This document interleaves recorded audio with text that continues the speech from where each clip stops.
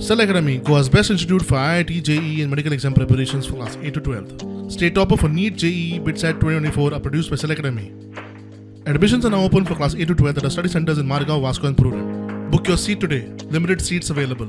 Saurabh and Gaurav Luthra, who were in police custody for 5 days in document forgery case registered by Mapusa police, were produced before the Mapusa court on Saturday. Mapusa police did not press for further extension of police custody, hence the Mapusa JMFC Court has sent Luthra brothers into judicial custody for 14 days. According to Mapusa police, Luthra brothers were taken to Delhi and their offices were searched, but there is no trace of any electronic device using which the document was allegedly forged.